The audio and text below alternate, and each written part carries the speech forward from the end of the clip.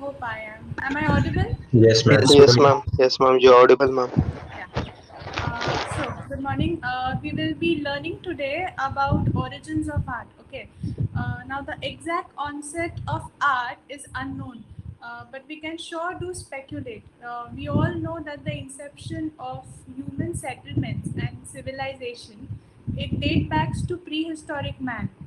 But why and what must have exactly triggered the need for the prehistoric man to express or to communicate himself in multiple forms, be it the painting, carving, sculpting. We are going to have a small brief or look into these matters. Now, to understand the above, we must try and look at the environment during the prehistoric times. It took a really long time for man to find his own space. By space, I mean something that only belongs to him, very similar to today modern day concept of belongingness. Uh, they used to find shelter in trees under huge boulders, but as the threats grew, the hominins, that is the prehistoric man, knew that they needed something which was more permanent and persistent in nature.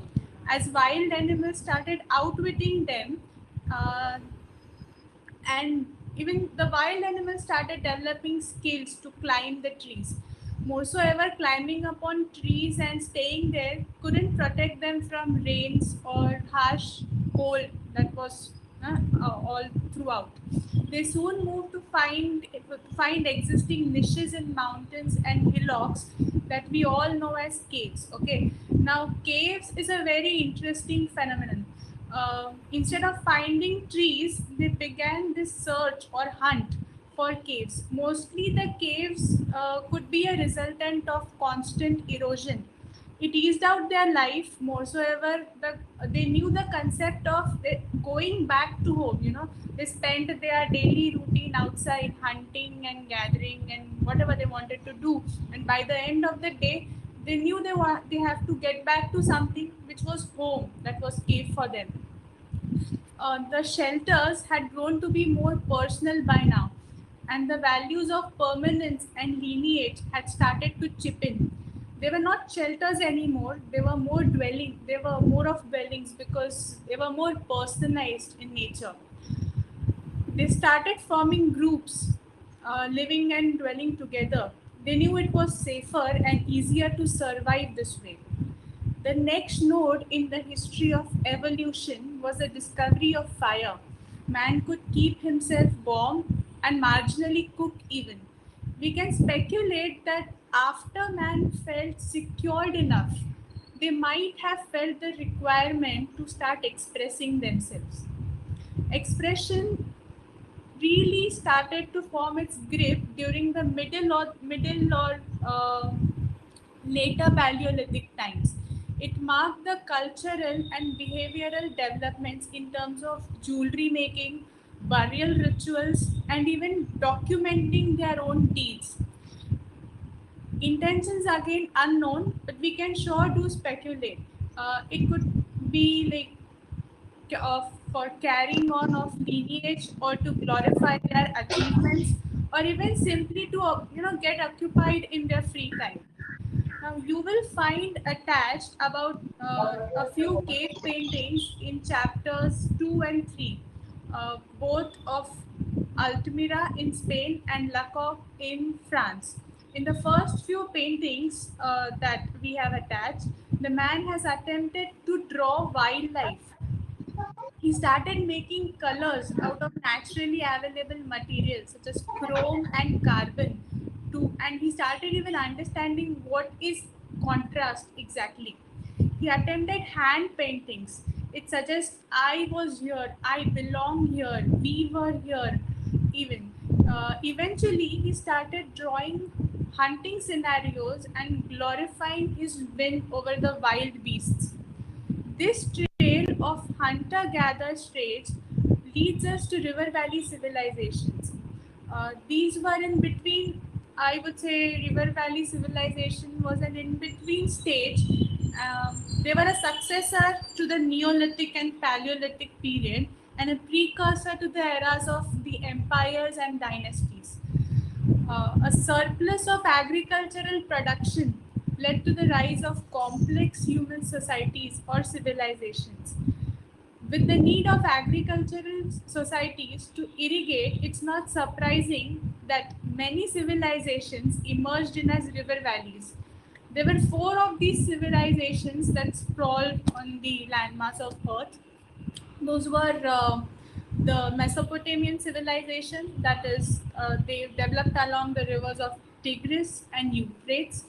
The Egyptian civilization that was along the Nile River, the Indus Valley civilization at the Indus River, and the Yellow Valley civilization at Yellow Valley River, China. Now, what differentiates the art of these respective civilizations is probably their locale, availability of certain materials native to these lands, and lastly, what the art that was known to them. Now, Mesopotamia, for example, was an arid region with irregular flooding of both Tigris and Euphrates that led to deposits of silts occasionally, and it gave them an upper hand in dealing with mud, wood, and gold. We would often see figurines descriptive in appearance. The artists must have tried to enhance the anatomy of both female and male differently. They were responsive enough and they had a strong styling statement. Even so, you would see that eventually the artist goes ahead and tries to incorporate the modulations in beard as well. You know, another aspect of Mesopotamian art would be their profiling. The representation would generally be of side profile and an attempted side profile of the torso. They may have not been able to achieve it to the perfection, but they had made a clear attempt to twist the figurines when they draw them or even sculpt them. Another Now, coming to Egyptian art, it was absolutely not similar to what was that in the Mesopotamian region. It was more of an art that was not meant to be seen. It was for godly powers to recognize the pharaoh as a certain and bless him in his journey after life. Now, this form of art is generally known as the tomb art. It was not available for layman. Of course, there must have been art for that was for the commoners in the Egyptian era, but it did not get as documented as the royal art started getting documented in the further stages. So today, now what we see is actually only royal art. It was exhibited in tombs for gods to see. Art could be enjoyed in temples, colossals, monuments honoring pharaohs, obelisks, and furnitures. It wasn't as striking as the ones we are used to contemplating. Uh, it was symbolic and full of gestures. It was this belief system that they had that more the symbols, more the benefits in afterlife. That you will see there are so many inscriptions of various kinds of symbols at facade levels or at drawing levels or even sculpting scenarios in Egyptian profiles. Egyptian artists embraced the two-dimensional surface and attempted to provide the most representative aspects of each element in scenes rather than attempting to create vistas. Now, what I mean by scene that it may be a hunting scene or killing of a certain enemy or things like that. So these scenes were displayed in a certain manner between two parallel lines, which is known as the register in the Egyptian scenario. Now, lastly, we will look at the Indus Valley forms.